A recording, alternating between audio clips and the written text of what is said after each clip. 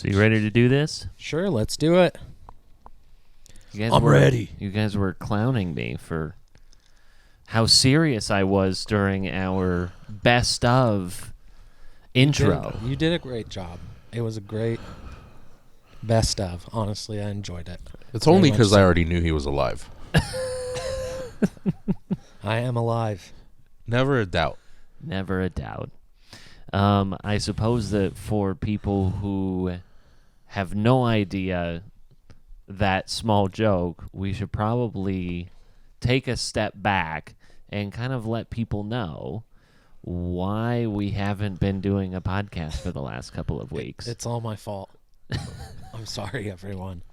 No, well, to put it plainly, I had a heart attack and a stroke a couple weeks back. It was a pretty big scare. I think everybody, including myself, was pretty nervous about the outlook, but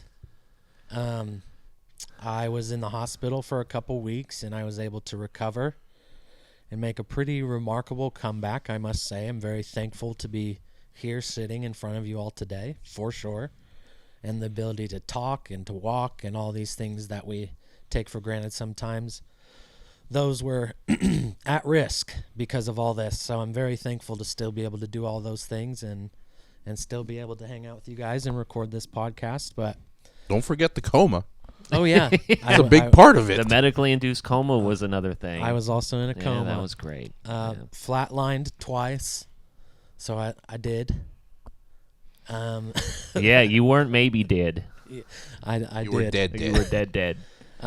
And also, obviously, a big thank you. I don't know if they'll ever hear or see this, but to all the people who were involved at the hospital and on the medical team, obviously, I'm very, very much appreciative to all their help because of their quick actions and decisions. Obviously, again, I'm here sitting in front of you. So, with all that being said, don't take life for granted. Appreciate the ones around you. Tell them you love them. Because, you know, I'm 29 years old and shit can come at you fast. So be thankful. Yeah, I mean, life can be short. As scary as it was, there was never a doubt. It wasn't his time. Yeah. He ain't going nowhere. It was, you know, we all kind of deal with our own health stuff that, you know, people know about or don't. And, you know, like everything was generally normal for you up until it very much wasn't. And it got very scary very quickly. I don't think, you know, we knew that you were experiencing some chest pains and that, you know, you were getting some attention. And then the next thing we know, gosh, like, you know, things got a lot more serious than any of us knew. I mean, like, you know, I was trying to keep it lighthearted when you were getting checked out, and I said, hey, make sure to tell them that you're a podcast host listened to in 19 countries around the world. And then you guys now joke that if you would have told them that they would have let you go. Yeah. They're not trying to keep any more podcasters alive. But we don't need. But it was incredibly, gosh, like, very scary. You were snoozing, like you were fine. You know, once they had, you know, had you all up on the machines and everything, you know, we were out here just terrified. But it's really about what you did to us. Yeah, it really is a very selfish thing. And I remember the first time we were able to talk with you on FaceTime, I asked you, how many fingers am I holding up? And I just threw a bird right at you. And I said, it's one finger. It's my middle finger for the amount of tears or for the fact that you made me cry. And I didn't want to cry over you. And you made me cry over you. Well, I appreciate the emotion, Peter. Yeah. So. And I know you guys care. And I'm happy to be here. Hopefully it's all improvement. There's still some hurdles to overcome, but we're going to work on it, Can you choose like a better time to die next time? We were going into the Super Bowl. I know. What the hell? I had to watch the Super Bowl from a hospital bed. That sucked. That pissed me off real good. Just think about how much money you saved, though. Yeah. You probably bet less. Yeah. I had more important saved things to worry about. Hundreds of dollars, easily. Yeah, you were right in the Eagles on that. So. Yeah, go Birds all the way. I still believe. So, yeah, I know that we didn't want to get like too deep into the minutia of this, but to have your best friend sitting next to you doing a podcast. We're back, baby. After 2 weeks. You motherfucker. I was like, I'm not going to get emotional here.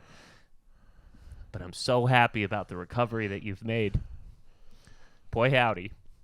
Me too. It's truly remarkable the progress that you have made in the last couple of weeks, considering where you were. And I'm just so thankful to everyone. And I'm thankful for you for surviving and for... God damn it. It's like, I'm going to get through this. And here I am. You got it. So... And now, here you go. There's 2. Can you see those? Because I cried over you again. No. Why don't we just go ahead and start the show? This is Chris Hansen. This is TJ Hushmanzada. Chad doing Rip City Radio here. This is Jamie Hudson. And I need to let y'all know something. You're listening to. And you're listening to. It just makes sense. This just makes sense. It just makes sense. Woo! Way better than Chris Hansen. Yeah, seriously. I want to get involved in the rigging of Fat Bear Week. In relationship to Fallout Boy. Oh, Fallout Boy. People are... Oh, Jesus. Oh, my God. I'm sorry. Yeah, we got it. Cut that. Like, someone should hire you to be a protester. 4 bills dead weight. They're not getting you off that They court. look at me and I'm like, I fucking dare you. That's what I'm I saying. dare you. I mean, like, Tractor, there's nothing that can... They gotta be forklift certified. Oh, I can't be a Cowboys fan because of this moral high ground that you are on. Bite me. Eat me. Bite me. Eat me. I mean, gosh. I'm so sorry to everyone that we just did that to. Everything I just said before that, I just made that shit up. Small enough and dumb enough. Small enough, dumb enough. That's what we want. That is It Just Makes Sense.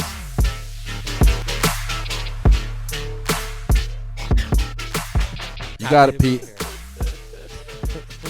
Motherfuckers. We're back to normal. You knew that was going to You're back. You knew that was going to get him. How's it feel to be sitting back in that chair? It feels great. Like I never left. Yeah. And you did, I mean, gosh, like... We didn't even put Alex in that chair. No.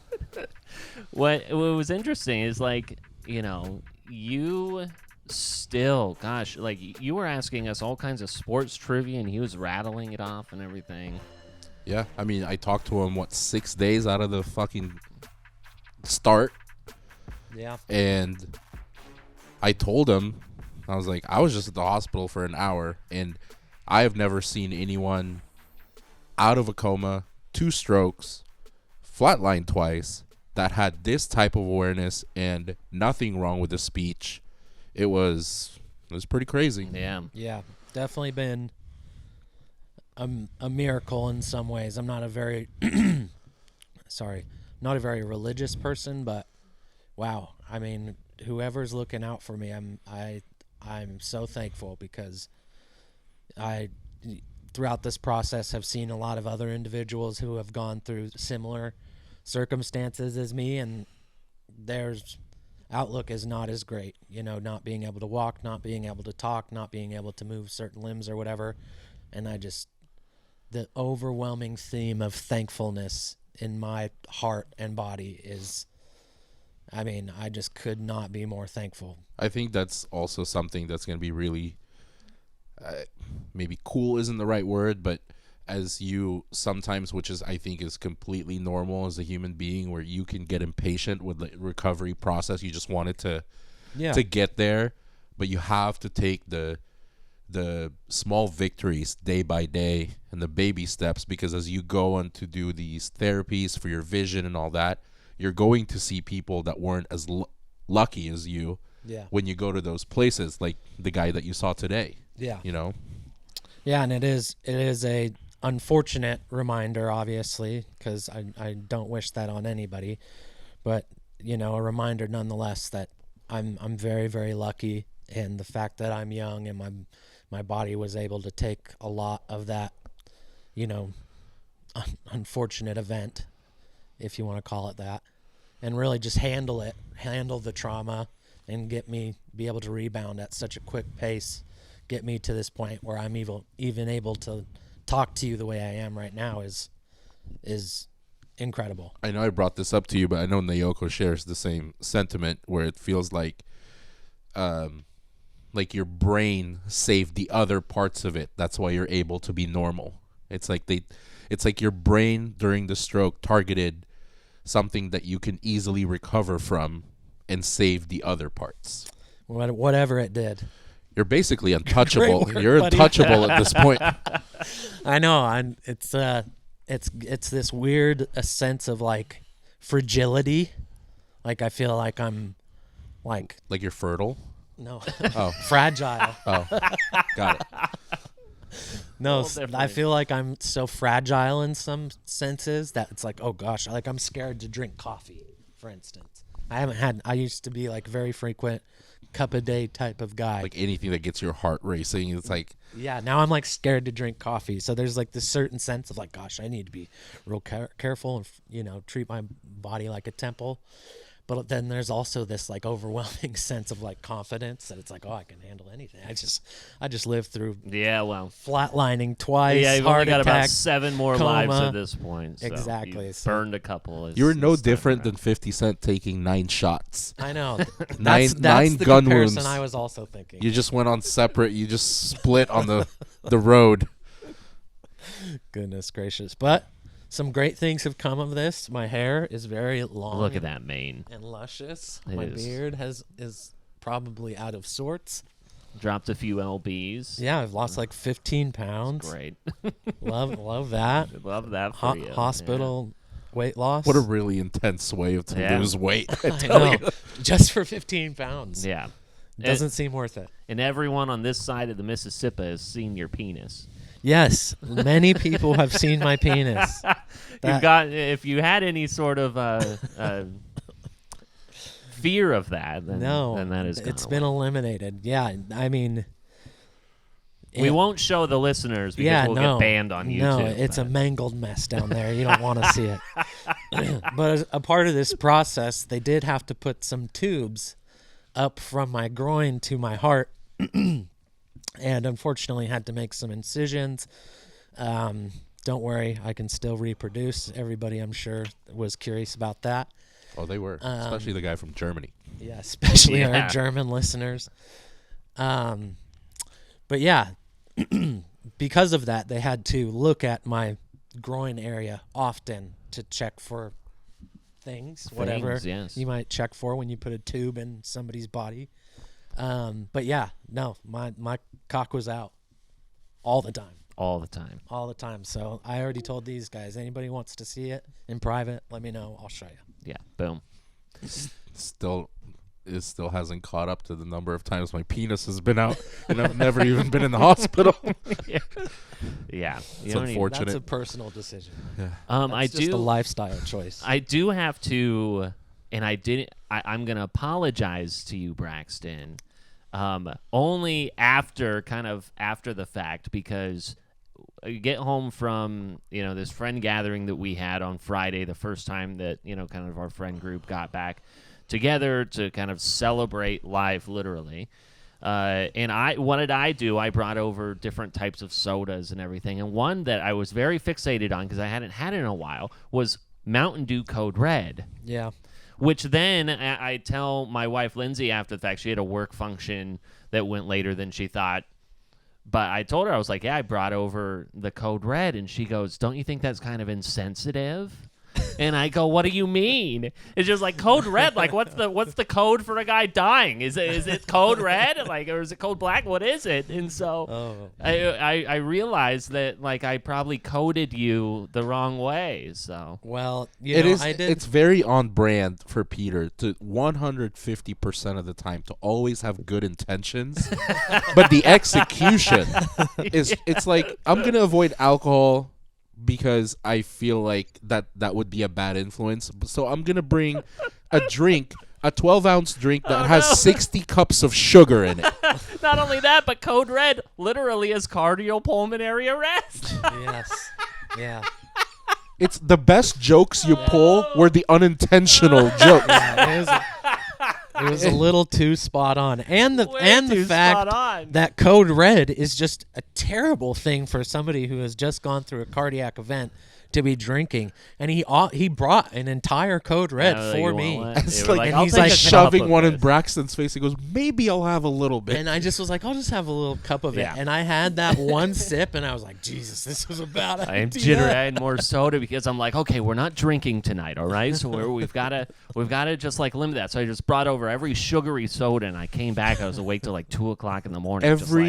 Every joke you have tried to tell on purpose have failed miserably. and the unintentional Your ones. absolute The best unintentional jokes ones. are the unintentional. Yeah, you're It's 10 by for far 10. one of the best ones. Yes. No, that's pretty funny. Yeah. I code redded you. Not cool, man. Not cool. Very insensitive on my Not part. cool. Very insensitive on my part. That's why you need Lindsay. She would have been there to tell you, just put this shit away. All right, so I did say we're gonna, get on with the normal type of We've show, been- the normal stuff that we do. We've been gone for 2 weeks. A lot of shit has happened. Yeah, it sure has. In fact, I want to go ahead and I want to test your knowledge here because I do think that this. Guess what Braxton and I have in common? You can't see. Oh yeah, now this is far away. Let's make this as big as possible. Can you see that?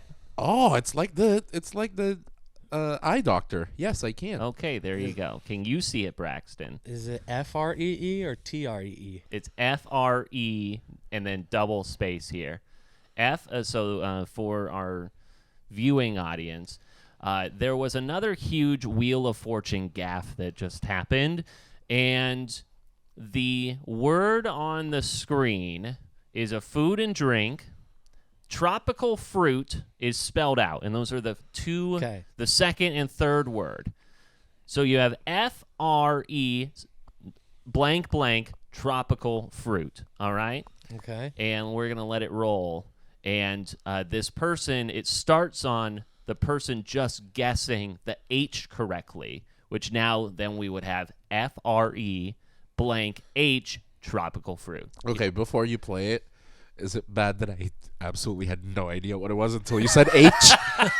Well, you'll see here. You will see here. Yes, there is an H. God, I'm stupid. Solve it or spin it but do something quickly. You won't get I'll buzzed spin out. it. Okay. I'll spin it. There she goes. So the only letter is one what missing. letter for you? I'll go with a G. Juliana, it's your turn. I'd like to solve the puzzle. Yeah. Fresh tropical fruit. Yeah. Of course, it's fresh. You know, And that then happens this when girl, you're sitting at home fresh saying, tropical how in the world fruit. can you, but sometimes she it's thought a it was word that Freg? just don't want to come Freg- into focus for you. Freg? It did for you, and in addition to that $650, we're sending you to the island of Antigua. Listen to this. Of course. Spell Antigua. Good luck. Oh, so anyways, so I you would have known that would have Yeah, been I fresh mean, tropical I'm a fruit. Wheel of Fortune is one of the shows that I think I would actually do well at. I can't blame that girl. Until you said H, I had no idea what the first word was. Yeah. Is that worse than the H-less guy, though? Because The- the guy, oh, the the guy had Achilles? all the words spelled out, and he just mispronounced Achilles. To Achilles. Yes. H. He said H-less. Come on, dog. Could you imagine? Come on, man. Here we go. Here's that. Okay. Nice solve. Oh, that'd be a good idea, yeah. Mythological hero Achilles. You can't accept that. Dummy. Ageless. Shelby. I'll solve. Yeah. Mythological hero Achilles. Yeah, that's it. Oh, now look at him. Now look at him. Boy, when it comes to names, He's like Winston from the New Girl. Yeah, He just has it's that like look. he just saw like an X or something. And like You have to brutal. say it. You have to say it. Brutal. And you said it. Not so good there in I feel like- Indiana. Pat Sajak is a way better game show host because there's no way I wouldn't talk to the guy. There's no way I we wouldn't need an address instant him. reaction mean, from you. He's Like, got some class. That's Excuse for me, sure. Mr. Hoosier. What the hell is a H-less? Yeah. Care Can to you explain imagine- with that Indiana degree that you've got? Can you imagine Steve Harvey up there? Oh, Mommy. it would have been a 15-minute roast. Give me a guy's name that starts with an H. Jose. And he just drops all the fucking paper. He goes, he said Jose.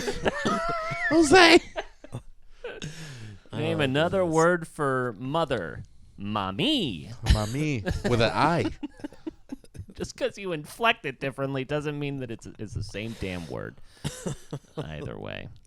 Oh, goodness. Okay. So now in your newfound resurrection here, Braxton, Yeah. I am curious, one, if you will feel empowered to do such a thing as this person who was on a flight. I will now have to describe this to you. This person has a full rack of ribs on an airplane in a middle seat. That's bold. Just I respect this mowing. person. Just mowing. You know what? I say you only live once. Is the Get your ribs in. headline reads, "No chance is this guy next to me eating a full rack of ribs plus sides, oh gosh, sides of fries. fries on the plane." So, would you? And what would happen if you encountered that? Would you try and just be like, "Listen, I'm going to join in on this. Like, you've got to give me a rib if mean, you're just mowing on that." If I'm sitting next to that guy, I'm being like, dude, if you're slamming a full rack right next to me, you have to give me a rib. Yeah, because the thing is that like the sound effects Yeah. of that guy just. I mean, I've got noise canceling headphones for the airplane. The wet I mean, ribs just smacking around. I'll get past that. I think it's do safe- hate mouth sounds, but It's safe to say none of us would be mad at this dude. We would just want him to share. I gonna think make I you would. go viral as well. I think I would get it just so far past like mad or ridiculous that I just respect it. Yeah. Because that is such a psychopath move Yes. that it's like you got to be the smartest guy alive.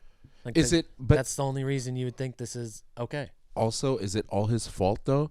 He was only able to bring this in because there's a barbecue place after you've gone through security. Yeah. That's true. Yeah, I mean, you don't do put it that. in front of him. Yeah, don't give it as an option.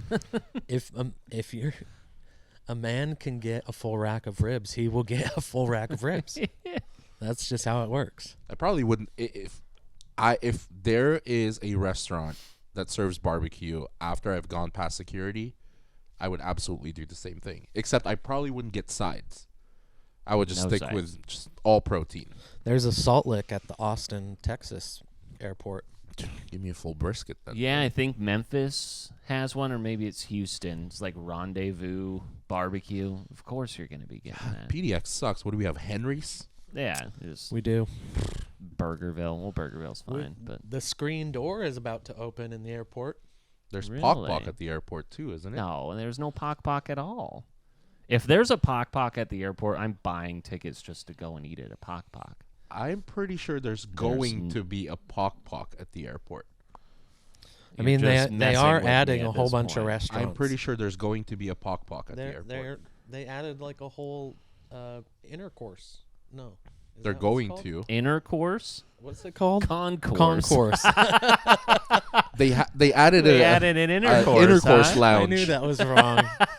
Well, I mean, one of the side effects. What, you know? They added an intercourse lounge. Yeah, Intercourse. I know. Listen, You have to be a Sky Miles member though. you need to be a platinum Mile High member. Yeah. Yeah, exactly. If moms get a special room where they can breastfeed their kids, why not just give people a chance to bang it out on a long layover? Seriously. It Imagine really how is. much stress that would relieve. Is that me? Sorry. I was like, where's that sound coming Birth control? from? You change your alarm? Time for intercourse.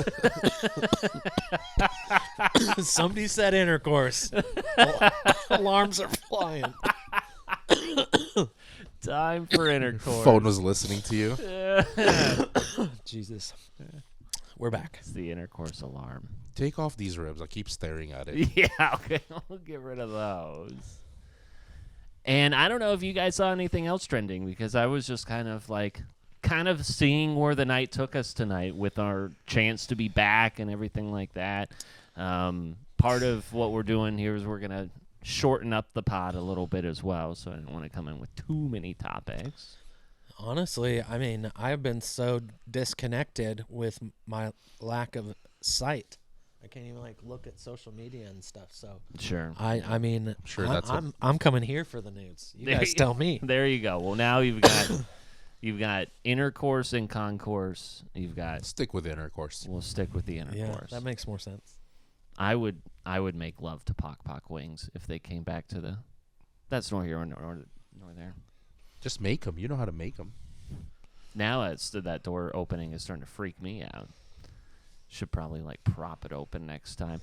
Either way, we can talk a little bit about sports if you guys would like. We are coming off of.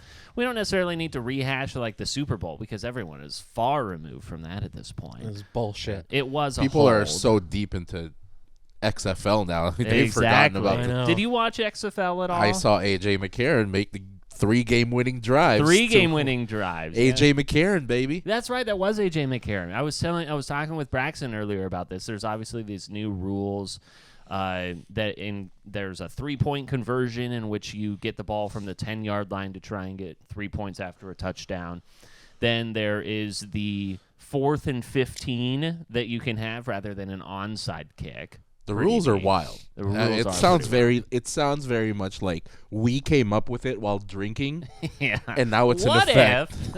What if? I do enjoy. I'm pretty sure it was the play-by-play guys that were doing the game last night, that comeback, and one of the two guys said, "I think if they scored here, it would be very good for a lot of people." And then the other guy says, "Dude, you can just say it. Just say it." He goes, "It'll be good for the over. For the over. It's good for the over." So they have the point spread and the over/under on the screen as well. So they're actually talking about betting. It's transparent that way. Other transparency they're trying to do with the league is they're inside the review booth, and you're listening to that interaction between the review official and then the official down on the field. So then you're saying okay, we're saying it's a catch and the ball's going to be here and this is the time. And so they're relaying all of that. There's just no way that that's going to force the hand of the NFL, because they want things to be controversial. And But it is interesting to say hey, if you could have seen the conversation on these controversial plays, then maybe you're not talking about it as much. But still, I mean, I don't think that that's going to force them. And in the review booth NFL's in the XFL, if both parties decide, if all the refs decide that it's a call that's going to get overturned, they have to have intercourse. Yeah, right there. Sick. Right there on the field. Quick one. Just quick. I don't necessarily know about the longevity of people's interests or of the league or anything like that. If you've got The Rock behind it as one of the owners and front-facing people. I think as they get more players that we all recognize, I think the league will keep going. Yeah, and I think if they're producing enough talent to where the NFL has a formidable pool of players that they can actually recruit from and maybe get a G League. Prices, you know what I mean? Yeah. Then I think it makes sense. But the only time people are going to watch this is in this 4-week span from Super Bowl to March Madness. Sure. Yeah, It's this really, is their window. Really what it's going to be about. But I think for longevity, it's more about, can we pump out enough good players that will go into the NFL to where the NFL will support it, and sanction it, because I think if they get behind it and create kind of like a G League or whatever. Right. I just don't it makes necessarily sense. know if it could be like a feeder system. I guess like it might get someone an invite to a workout or whatever. I mean, they're not at the same time of the year. Yeah. But also like, if you were to try and treat this as a G League and be like, hey, we're going to put these kind of simultaneously throughout the week, you couldn't necessarily do that because, like, you've got, say, XFL played during the week, Monday, Tuesday, and then all of a sudden you have games on Saturday or on Sunday in the NFL. Well, now these guys will have just already gone through a car wreck earlier on in the week with their bodies. So, But outside of schedule, I feel like with this being purely entertainment and the rules are so different, it's like, not to discredit some of the athletes that are there, it's going to be harder for NFL teams to go, oh, let me pull you. You had 200 yards and 3 touchdowns, but you were playing with a completely different set of rules that are fucking and straight up will NFL they be able blitz. to evaluate them correctly? For sure. Yeah. I do think that would be interesting. It was in the Super Bowl. It was a hold by the letter of the law. It was a hold. They shouldn't have called it in that situation because they didn't call it earlier in the game, but they did. It's stupid, but that's how it goes. Yeah. I know that you disagree with that. Whether it was a hold or not, it's dumb. You just don't make that call at that time in the game. You don't make a call in the biggest game of the year to change the trajectory of the game, essentially. For sure. You let it go. Yeah. I mean, I think obviously the logical side of me knows that it was a hold. But I do agree with kind of the fact that it's like you just don't want those types of epic games kind of all turned into this one moment. And it's not about the players, it's about the call, it's about the official. And I feel like we were robbed of like such an incredible possibility of what would have happened on that next play. Do they try to go in for a score? Do they just kick the 3? How much time does Philadelphia have to bring the ball back down the field? Like it kind of took one of the greatest Super Bowls that I've seen personally, probably one of the best. I was going to say, without that call, that's one of the best Super Bowls I had ever witnessed. And but it like minimized it all to this one point. And I think that sucks. It sucks for the fans. It sucks for the players. Obviously not the Chiefs so much. But all in all, I think you're just taking a lot away from the game and away from the people. That it's like, gosh, I just wish you would have not seen that. But it's like that's such an right, and I think such a weird thing to ask. It's like the guy's just doing his fucking job. Well, yeah, and I mean the fact is, again, he got away with it earlier, so he figures that's permissible here in this situation. I did think that the kind of like the post-evaluation of the game and everything, there was a lot of conversation, at least on national radio, about the kind of the chess, not checkers game that Andy Reid was playing, things that he learned possibly from like a Bill Belichick that like Nick Sirianni didn't necessarily institute, which was like the color of the gloves that the Eagles were wearing. Mm-hmm. So the color of the gloves the Eagles were wearing, all of them were wearing black. Well, the Chiefs had white jerseys on. If they were wearing white gloves to defend, maybe that hold wouldn't have been as obvious because now you're like white on white. You're not seeing that. When is hold. that decided, though? Those guys can decide the color of their. I mean, they know going into it what color jerseys the opposing team is. You're going saying to. that Andy Reid just knew that the Eagles players normally wear black gloves. Well, the thing is that Nick Sirianni didn't think to gotcha. Put white gloves on his players when the opposing team is also wearing white, because that is more apparent if I'm wearing black gloves up against white. So kind of just like these like tiny little minutia moments that are just like so critical. Would that have been seen if and I know white gloves were being worn? It's easier for us watching the game to see and to make these judgment. And I know, as much as I dislike the refs, I know how it seems like it is definitely harder to be on the field and make these calls like on the spot. But if you think about what's going to create more of a controversy, making that call or doing a no call, I don't think anyone would have talked about it if they didn't call that. Yeah, I don't think it's that would have much been an less of a issue. topic, It's for sure. way less of a topic because you would have seen like the ball was almost uncatchable. Yeah, it you was know what I pretty mean. Like uncatchable. it's definitely more of a thing since they called it versus not calling it. Yeah. Before we get into, we're going to talk a lot of NBA and the All-Star Weekend coming up, but there's one thing that relates partially to the Super Bowl, which is the fact that Eric Bienemy, the offensive coordinator for the Chiefs, is now going to be the offensive coordinator and assistant head coach for the Washington Commanders.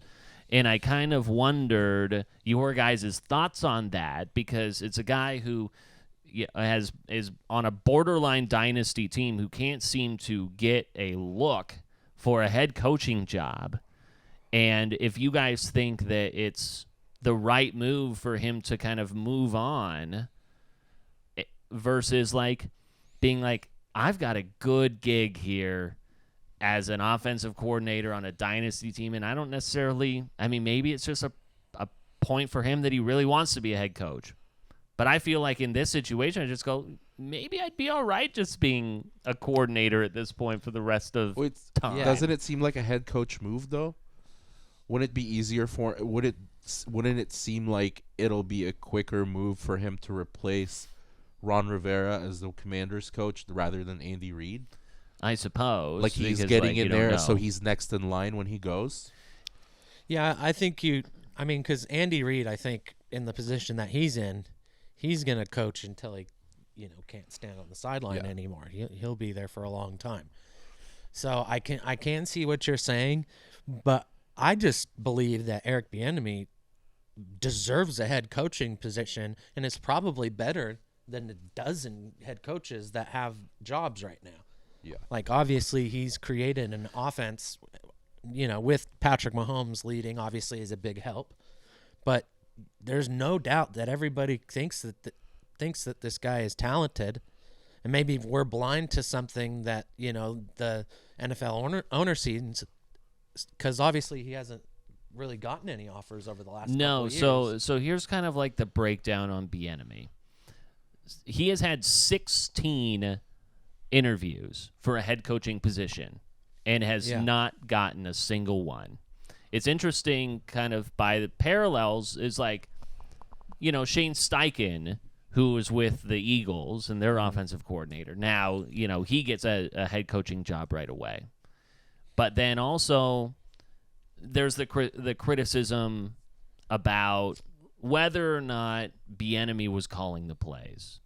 Well, like we've seen guys like Nathaniel Hackett get a job for head coaches, but he never called plays in Green Bay. He was hired in Denver for the pure fact that they thought he could lure Aaron Rodgers to Denver. And that's probably why he was on such a short leash there, because he didn't do the thing that he was hoping to do and then was very bad at his job.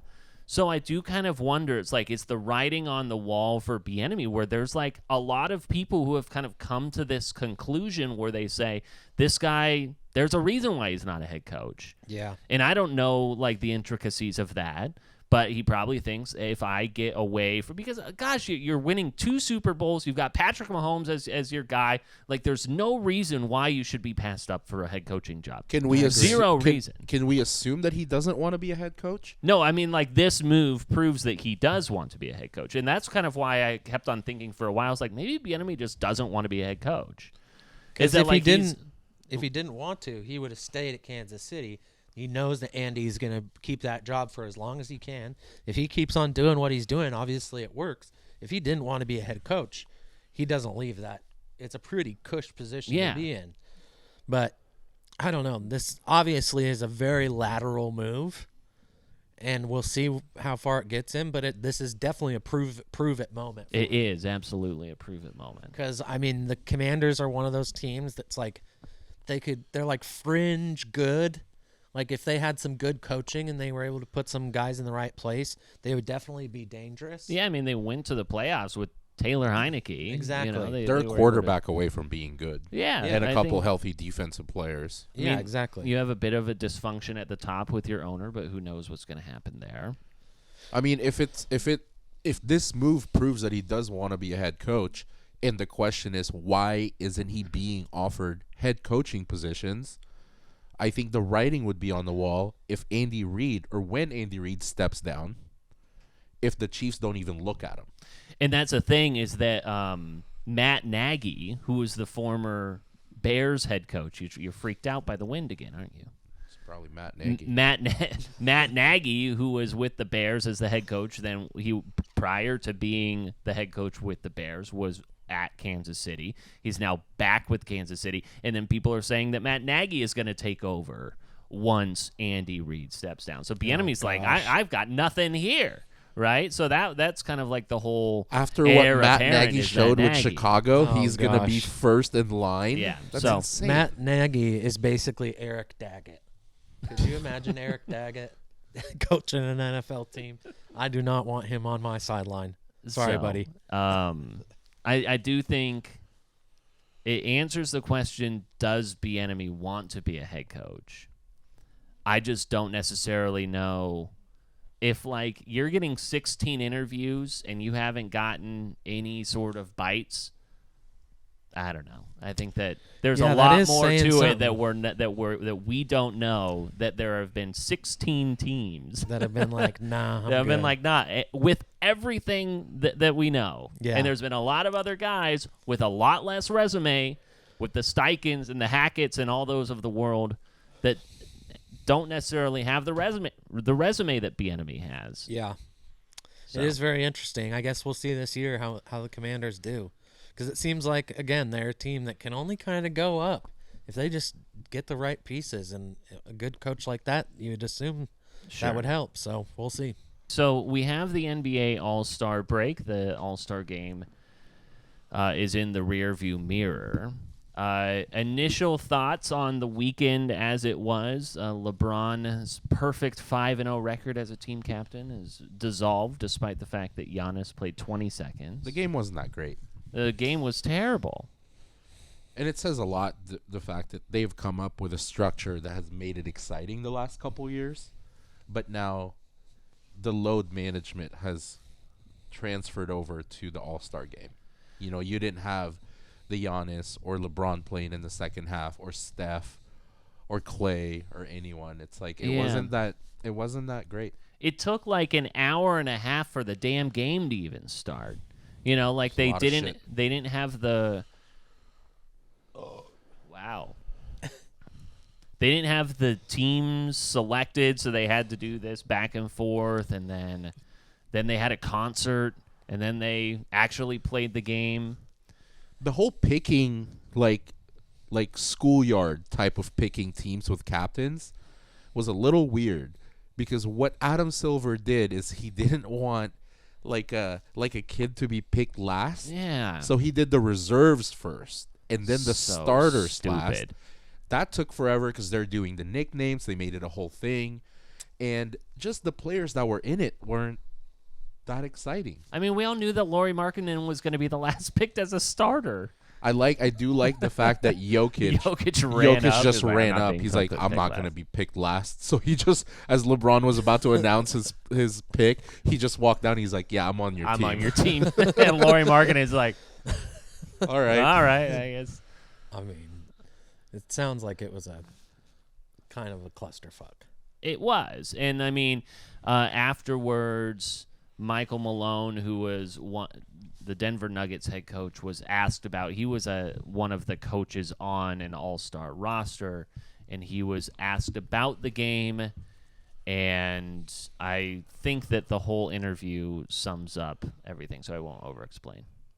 You know, it's an honor to be here. It's an honor to be a part of a great weekend, great players, but that is the worst basketball game ever played. How do you fix it? I don't know if you can fix it. I mean, I give Joel Embiid, Kyrie Irving, those guys were like competing. Joel was imploring some of the guys to play harder, to try to get some defense in, but no one got hurt. They put on a show for the fans, but that is a tough game to sit through, I'm not going to lie. There you go. The worst basketball game that I've ever seen. They've shown that the structure works. Like the whole donations at the end of each quarter, and then the fourth is basically like play to 21. I mean, remember how that was really competitive a year ago and 2 years ago. Yeah. But not having Giannis and LeBron and Steph and some of the big names trying to win kind of defeated the whole purpose last night. I just think that, again, they're scoring 100 points by halftime. It was like 99-90.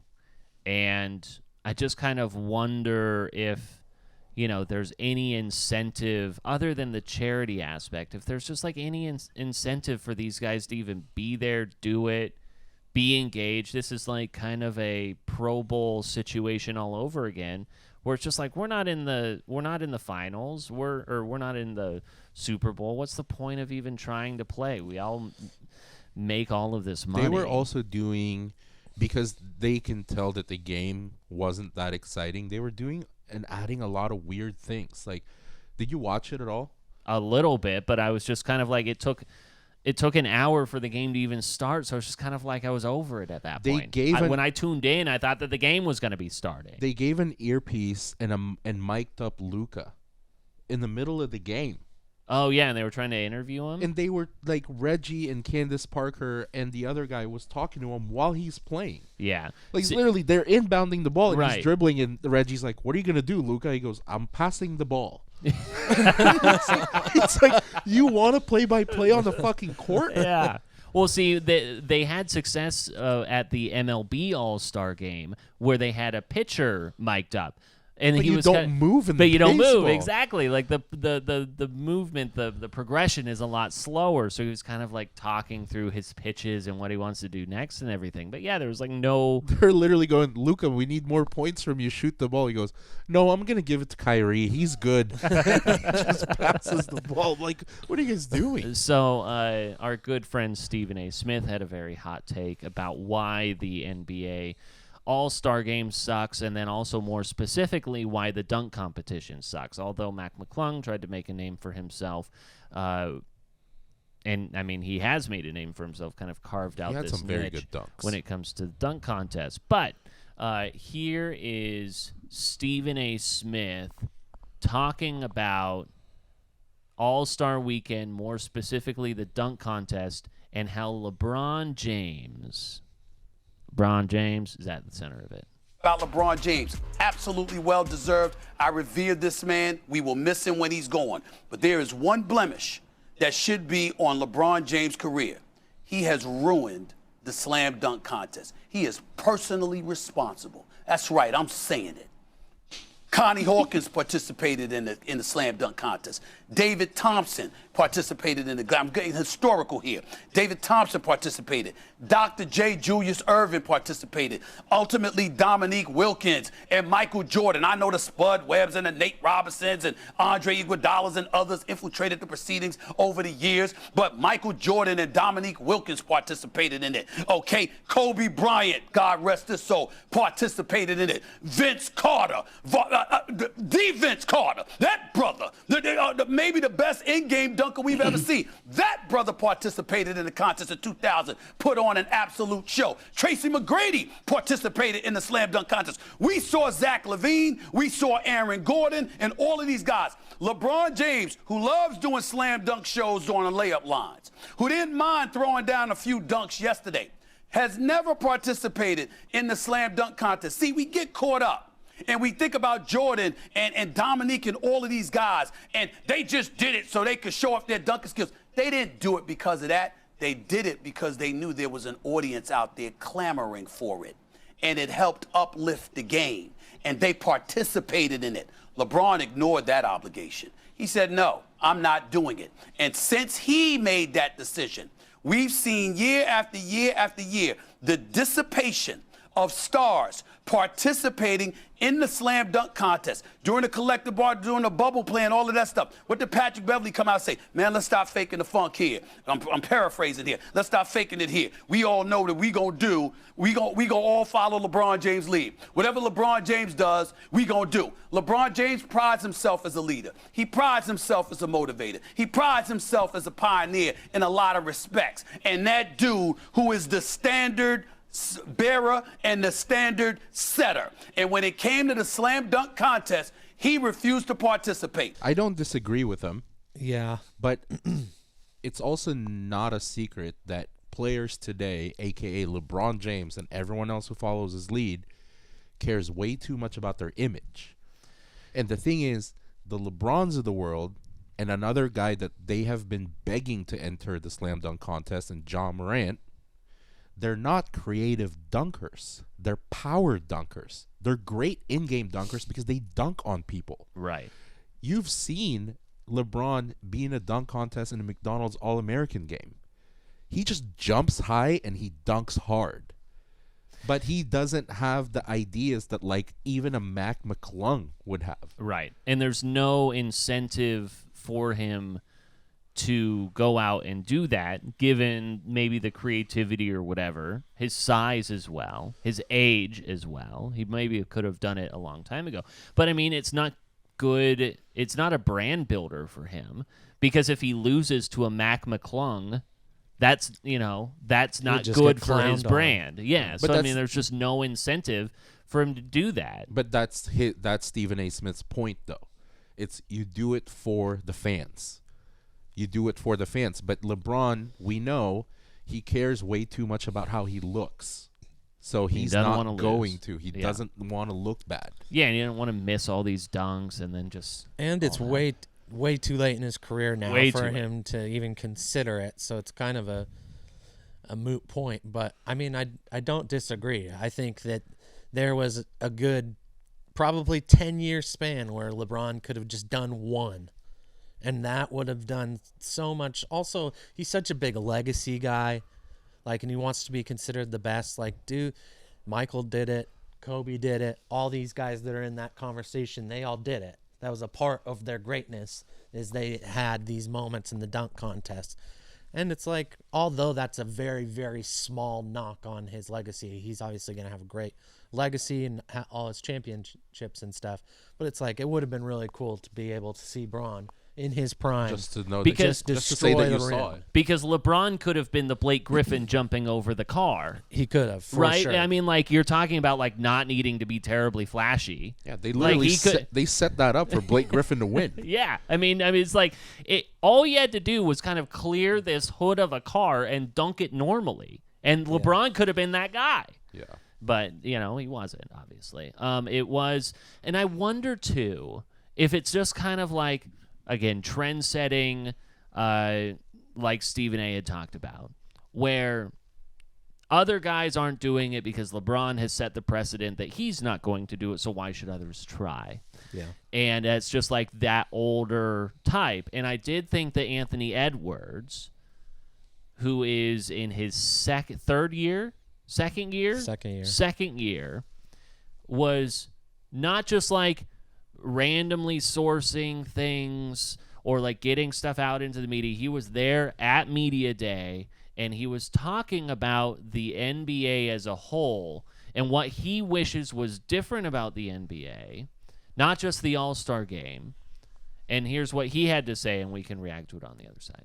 If there's anything I could change about the league to make it better, probably just all the guys sitting resting. That's the only thing I probably don't like. Just play, man. If you 80%, you got to play. I don't like all the sitting, missing games and stuff. Like these people might have enough money to come to one game. You know what I'm saying? And that might be the game they come to, and then you sitting out. You know what I'm saying? So I take pride in trying to play every game because I don't know. It might be one fan that has never seen me play, and I'm trying to play. So that's the only thing I don't like. Guys just sitting out. That's a Kobe take. It's like word for word. That was a Kobe take from several years ago. But he has a good point. I mean, it's there was a point of load management that I kind of understood and I agreed with, and it's like, especially for some of these older players, but I feel like it's gone way off the other side. Yeah, I mean, like guys like Kawhi are playing 60% of games. That's insane that a guy can sit out that much and get paid as much as he does. And it's that like older side of the NBA right now, and now you're bringing in the Anthony Edwards, and maybe his words will come back to bite him in a few years when he's having to load manage, whatever.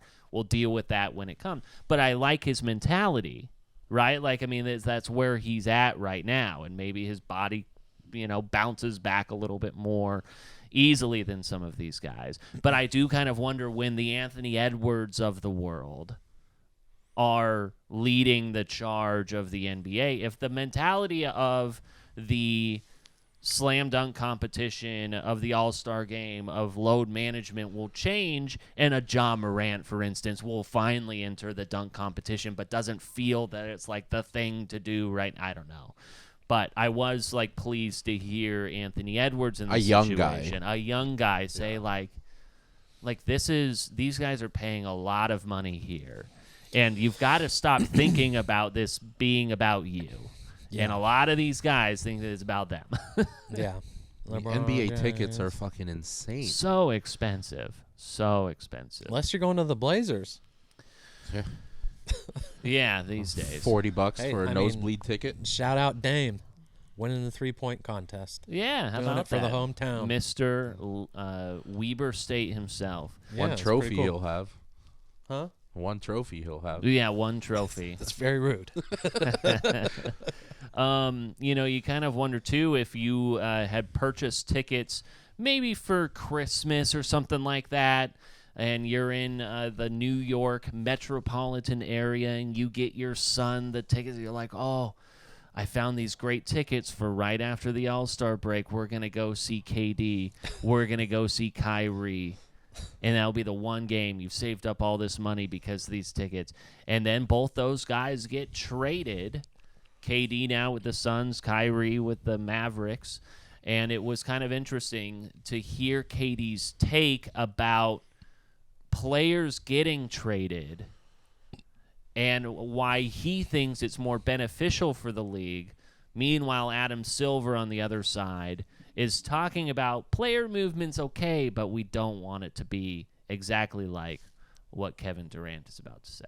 I don't think it's bad for the league. It's bringing more eyes to the league. More people are more excited. The tweets that I got and the news hits that we got from me being traded, Kyrie being traded, just bring more attention to the league, and that's really what makes you money is when you get more attention. So I think it's great for the league, to be honest. Teams been trading players and making acquisitions for a long time. Now when a player can, kind of dictate where he wants to go and leaving free agency or demand a trade, it's just part of the game now. So I don't think it's a bad thing. What do you guys think about that? I Good or bad for the league or somewhere in the middle? This is a conversation that's people are never going to meet in the middle. I don't think it's any different than the GOAT conversation, the greatest of all time with Jordan, Kobe, and LeBron. I think it's going to be there's always going to be a generational gap between who people think is the greatest of all time versus the other. And I think this is the same argument, same conversation, because the old heads have a completely different opinion than what KD is saying. Like Charles Barkley brought up, I don't want you to be on my team just for you to want to divorce me in 6 months. Yeah. And I'm paying you all this money just for you to call the shots.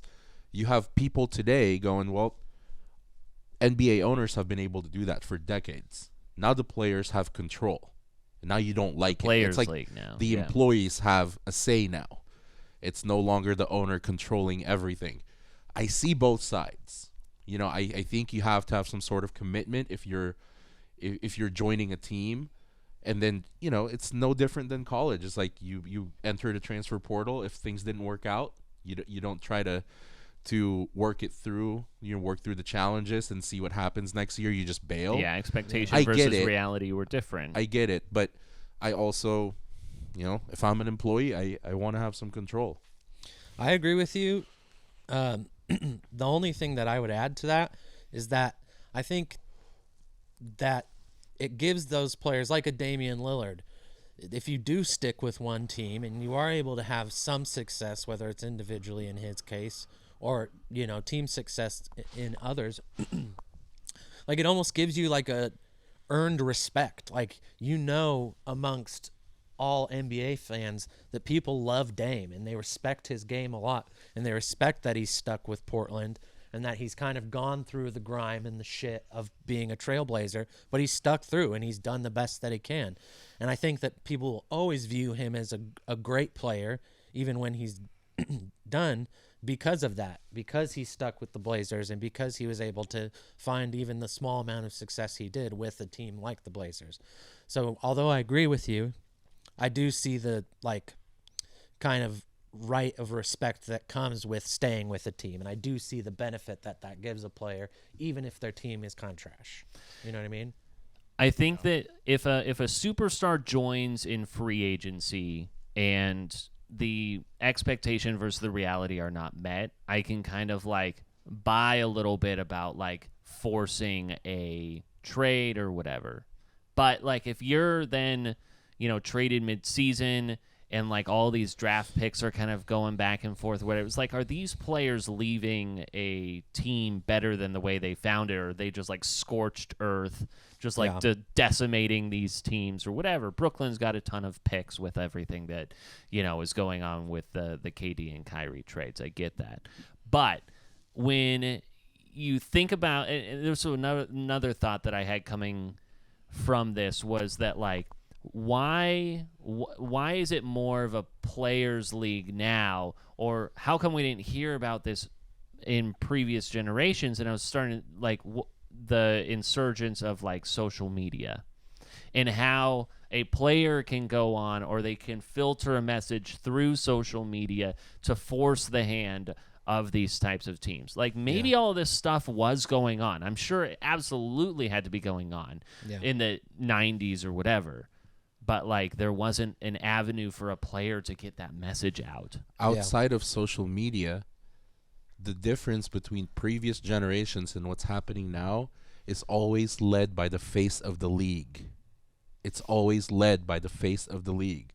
Back in the day, you had the Jordans of the world and the Kobes of the world, and that's exactly every player that you saw.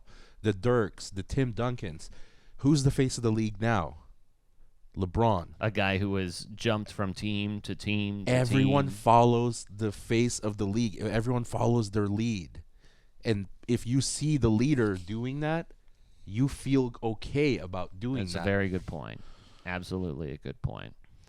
But all in all, I mean, I'm kind of excited to see how this works out. You like to see the movement a little bit. Yeah, I think it keeps it exciting.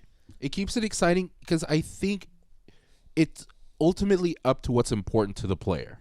Yeah. Dame, loyalty is important to him. That's why he stays with Portland. I'm not saying championships aren't important to him. Yeah. But loyalty trumps championships. Everyone else believes I'm only going to be remembered by the number of rings that I have. And that's why they keep moving, to put himself in the best position to do that. Yeah, I mean, these days it's it's all, if you didn't win a championship, you can't be considered the greatest of all time, right? You have to have all these rings to be able to get to that point. How many rings do you have? How many rings? Versus an MVP. Yeah. And I also think that another thing this takes away, and I think has lessened in the NBA over the years because of this, is rivalries. The Celtics-Lakers isn't as much of a thing, And I feel because there's so much player movement, you can't you don't really have a team to get behind. Yeah, people follow players. Exactly. There's no rivalry anymore. Yeah. I mean, I thought it was a joke to see that LeBron and Steph were one of the greatest rivalries in the history of sports. I'm like, no, it's not. It's not. That's one series. Yeah. That happened in one series. Yeah. In the history of sports. And then it changes. It's the rival. It's the player rivalry. The whole deal with the Blazers and the Thunder. Well, that went away when those players changed teams. That type of a thing. It's we don't like them because we don't like that player on that team. And there's no real rivalry because they're all friends. Exactly. Yeah, I know. I mean, that's another good point. They're all hanging out outside of fighting each other at the game. They're hanging out after. A guy who has very few friends, at least it seems, in this league is Russell Westbrook, signing with the Clippers after being bought out by the Utah Jazz. He will join, apparently, Paul George was advocating hard for Russell Westbrook to come to the Clippers after their soiree with the Thunder back in the day. What are they going to do? Kawhi's not going to be playing. I know, I mean, it's I guess an upgrade from John Wall, I suppose. You need a true point guard, but I mean, Russell Westbrook you're going to get Russell Westbrook. You're not going to get a guy who all of a sudden has changed and had this come to Jesus moment after all these things didn't work. He's not going to be introspective and say, maybe it was me. No, he's getting older and harder to deal with. Yes, exactly. And so, gosh, I mean, you get him just for the end of this year, but I don't know what you guys think about. I think it's a great, it's the best petty move that I think that Russ could make is staying in LA, where he's from, and to just like go across the hall, essentially down the hall to the Clippers locker room.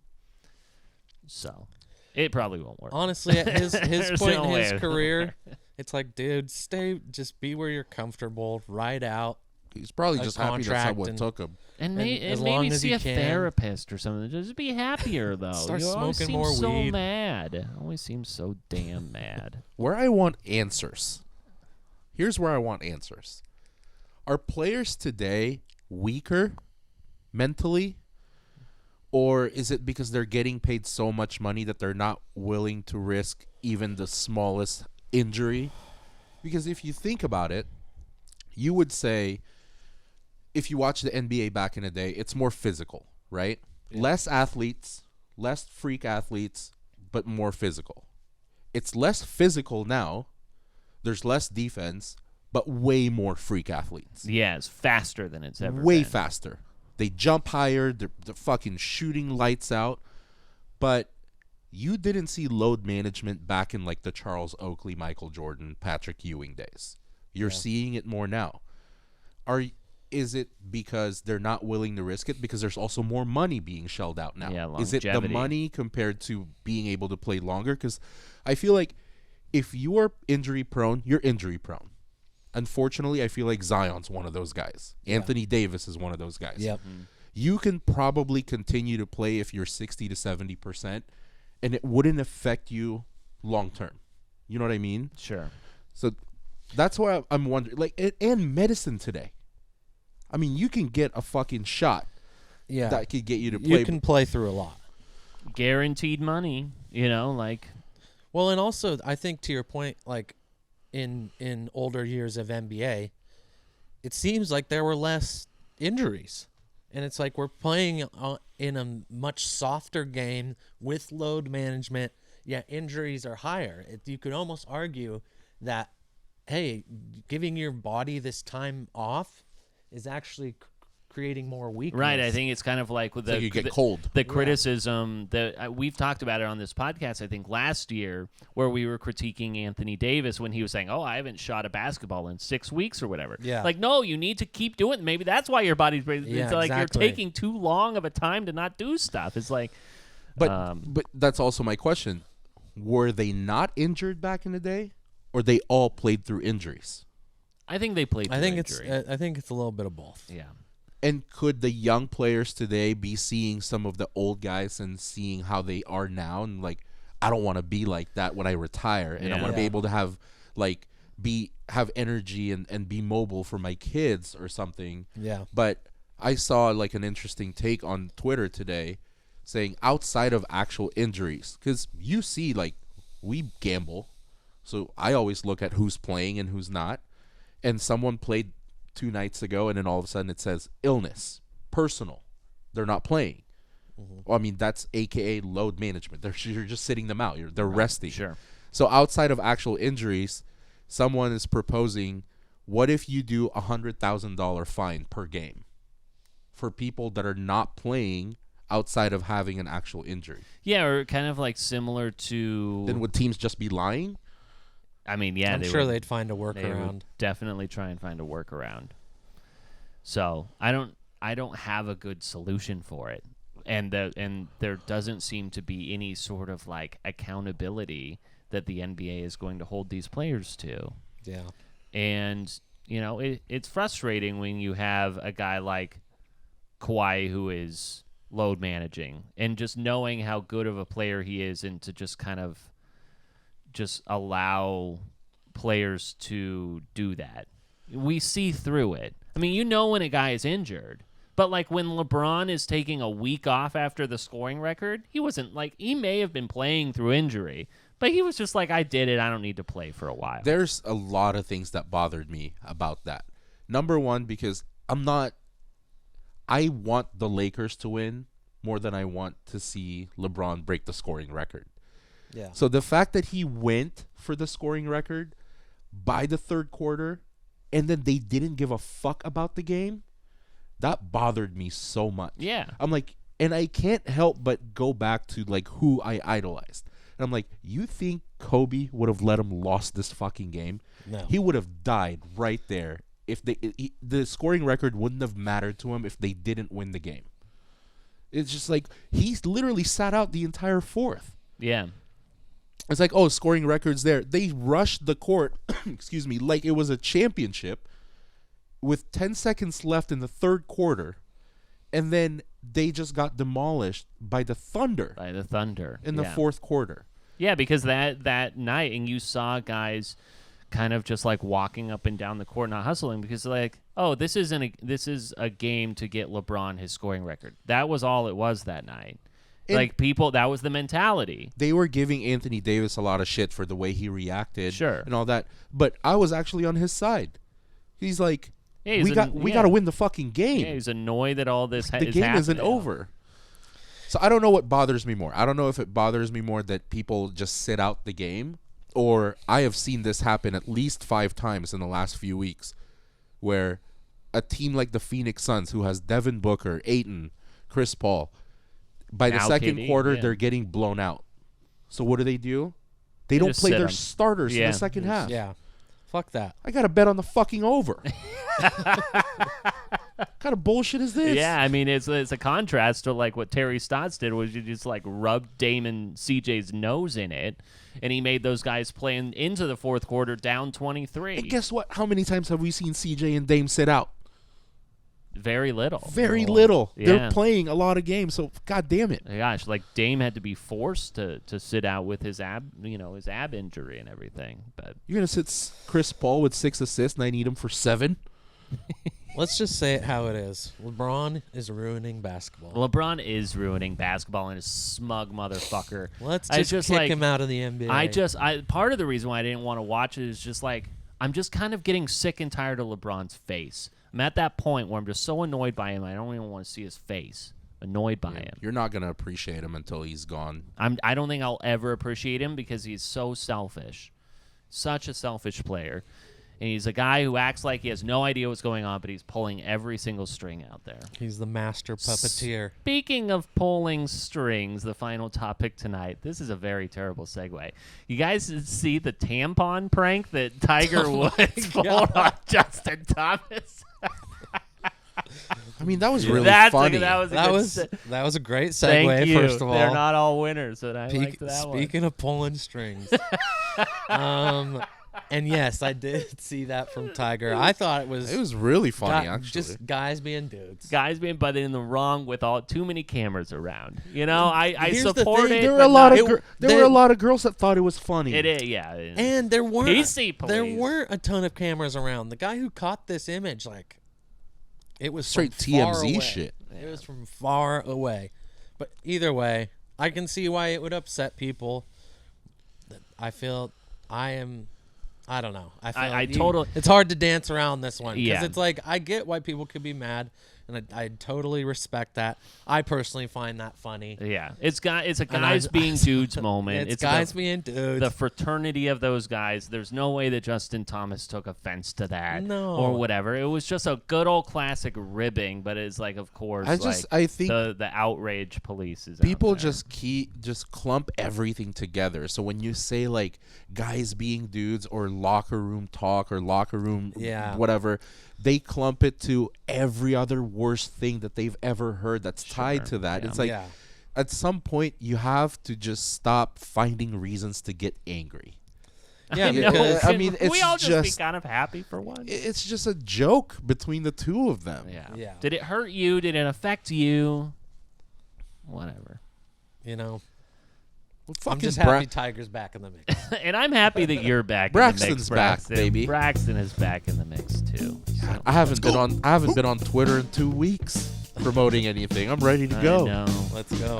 Fire up the engine. This promotion for episode 22 technically might be in all fucking caps. Yeah. Exactly. We're back, baby. And to our Frankfurt listener, listener. Introduce yourself. Dude. Yeah. Stop using our voices for whatever it is you're doing. We're still alive, and I'm so sorry to anyone that we scared over the last couple of weeks. And fuck you for scaring me, making me cry over you. Well, just That's happy not to the be first here, time. baby. Yeah. Happy to be here. Clear eyes. Full hearts. Can't lose. And we will see you next week.